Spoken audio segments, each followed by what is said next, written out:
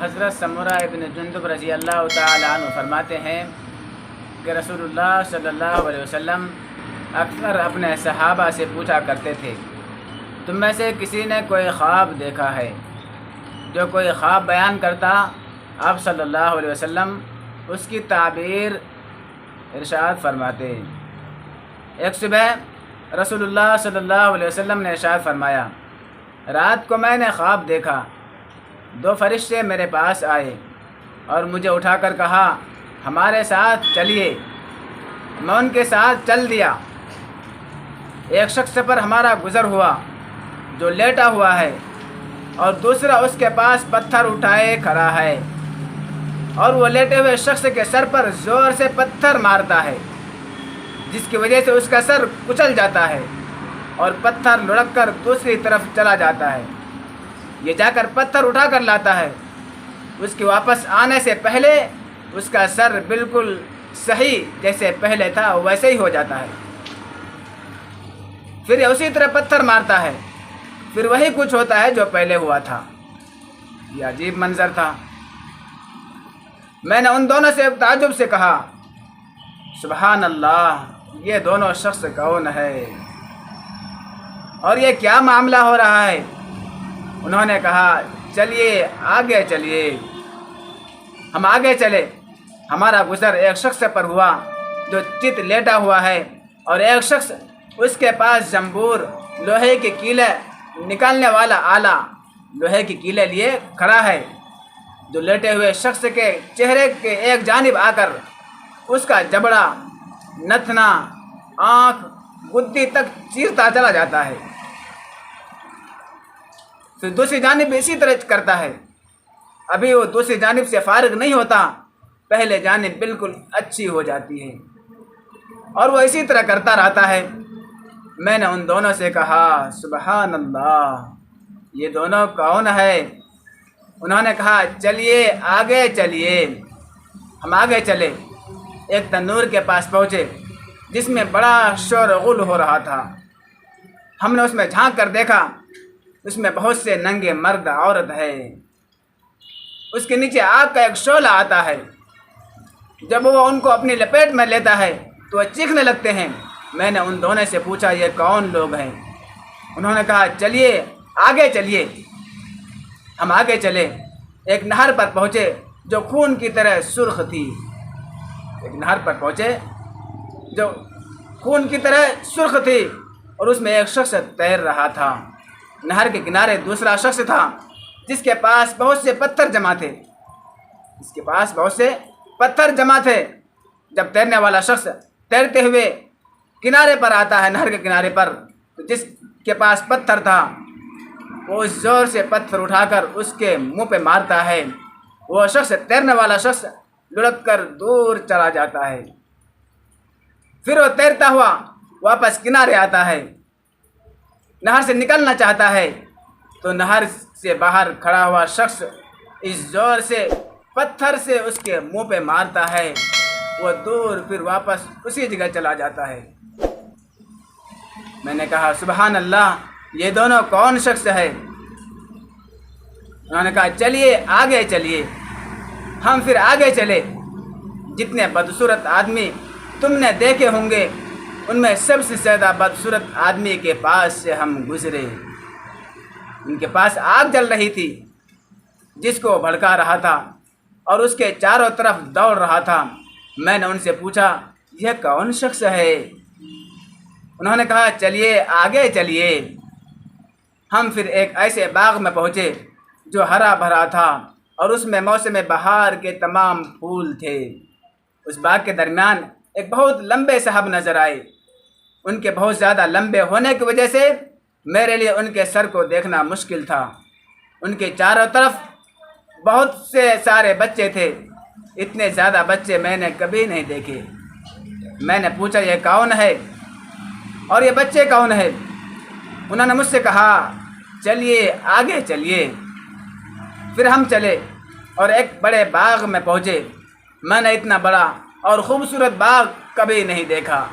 اتنا بڑا باغ خوبصورت کبھی نہیں دیکھا۔ انہوں نے مجھ سے کہا، اس کے اوپر چڑھیے۔ ہم اس پر چڑھے۔ اور ایسے شہر کے قریب پہنچے جو اس طرح بنا ہوا تھا کہ اس کی ایک اینٹ سونے کی اور ایک اینٹ چاندی کی تھی۔ ہم شہر کے دروازے کے پاس پہنچے اور اسے کھلوایا، وہ ہمارے لیے کھول دیا گیا۔ ہم اس میں ایسے لوگوں سے ملے جن کے جسم کا آدھا حصہ اتنا خوبصورت تھا کہ تم نے اتنا خوبصورت نہیں دیکھا ہوگا، اور آدھا حصہ اتنا بدصورت تھا کہ اتنا بدصورت تم نے نہ دیکھا ہوگا۔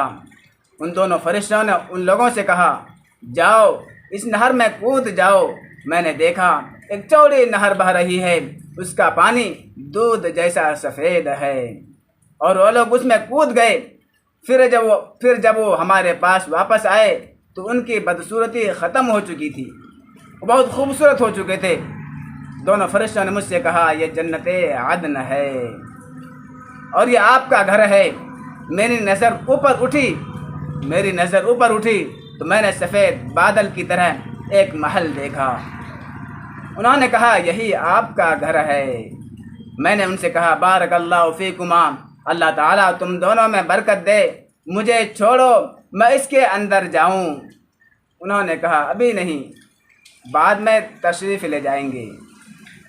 میں نے ان سے کہا، آج رات میں نے عجیب چیزیں دیکھی ہے، یہ کیا ہے؟ انہوں نے مجھ سے کہا، اب ہم آپ کو بتاتے ہیں۔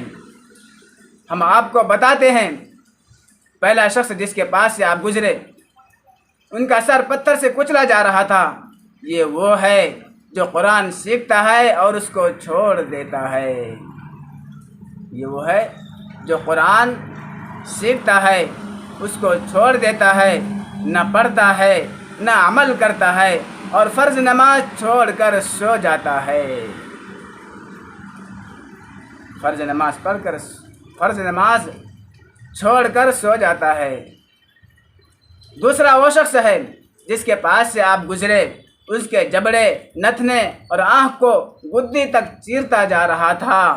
یہ وہ ہے جو صبح گھر سے نکل کر جھوٹ بولتا ہے اور وہ جھوٹ دنیا میں پھیل جاتا ہے۔ ہاں، جھوٹ بولنا بڑا سخت گناہ ہے۔ جھوٹ بولتا ہے اور وہ جھوٹ پوری دنیا میں پھیل جاتا ہے۔ تیسرے وہ ننگے مرد اور عورتیں جنہیں آپ نے تنور میں جلتے ہوئے دیکھا تھا، زناکار مرد اور زناکار عورتیں ہیں۔ چوتھے وہ شخص جس کے پاس سے آپ گزرے، جو نہر میں تیر رہا تھا اور اس کے منہ پر پتھر زور سے مارا جا رہا تھا، وہ سود خور ہے، سود کھانے والا ہے۔ پانچواں بدصورت آدمی جس کے پاس سے آپ گزرے، جو آگ جلا رہا تھا، ان کے چاروں طرف دوڑ رہا تھا، وہ جہنم کا داروغہ ہے جس کا نام مالک ہے۔ چھٹے وہ صاحب جو باغ میں تھے، حضرت ابراہیم علیہ السلام ہے، اور وہ بچے جو ان کے چاروں طرف تھے، یہ وہ بچے ہیں جو بچپن میں ہی فطرت اسلام پر مر گئے۔ اس پر کسی صحابی نے پوچھا، یا رسول اللہ، مشرکین کے بچوں کا کیا ہوگا؟ آپ صلی اللہ علیہ وسلم نے ارشاد فرمایا، مشرکین کے بچے بھی وہیں تھے، اور وہ لوگ جن کا آدھا جسم خوبصورت اور جن کا آدھا جسم بدصورت تھا، یہ وہ لوگ تھے جنہوں نے اچھے عمل کے ساتھ برے عمل کیے، اللہ تعالیٰ نے ان کے گناہ معاف کر دیے۔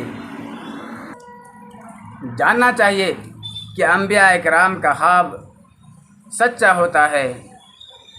انبیاء کرام کا خواب وہی ہوتا ہے اور وہ سچا ہوتا ہے۔ یہ تمام واقعات سچے ہیں، اس میں جھوٹ کی کوئی گنجائش نہیں ہے۔ تمام واقعات بالکل سچے ہیں۔ اس حدیث سے کئی چیزوں کا حال معلوم ہوا۔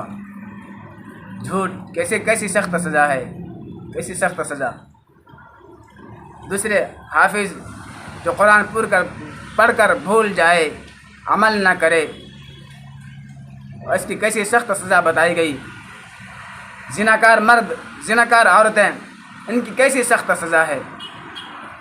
آگ میں ننگے پڑے تھے، جلے ہوئے دیکھا آپ نے، تنور میں ہیں، ننگے ہیں مرد، ننگی ہے عورتیں، سب جل رہے ہیں آگ میں۔ سود خور کا انجام بتایا آپ نے، دیکھا کیسی سخت سزا۔ سود خور، سود کھانے والا، اللہ سے جنگ کا اعلان کرتا ہے، سود کھانے والے سے اللہ کا جنگ کا اعلان ہے۔ سود کھانے والا کبھی بھی ہرا بھرا نہیں ہو سکتا۔ اس حدیث شریف میں یہ سب سزائیں آپ دیکھ کر آئے ہیں، جنت بھی دیکھا آپ نے، جہنم بھی دیکھا آپ نے، یہ سب سزائیں، جہنم میں جو سزائیں ہو رہی تھی آپ دیکھ کر آئے ہیں۔ خدا ہم سب مسلمانوں کو ہر برے کاموں سے حفاظت فرمائے، ہر برے اعمال سے اللہ حفاظت فرمائے، ہر نیک اعمال کی اللہ توفیق دے، ایسے اعمال کی توفیق دے جو اعمال ہمیں جنت میں پہنچائے، اور ان اعمال سے اللہ حفاظت فرمائے جو اعمال ہمیں جہنم میں لے جائے۔